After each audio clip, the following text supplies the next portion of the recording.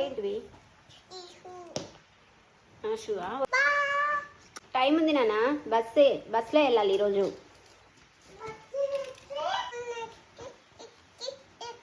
నీకు వచ్చు కదా ఎక్కడ.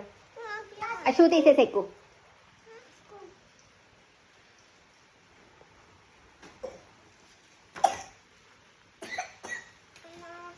చెప్పు.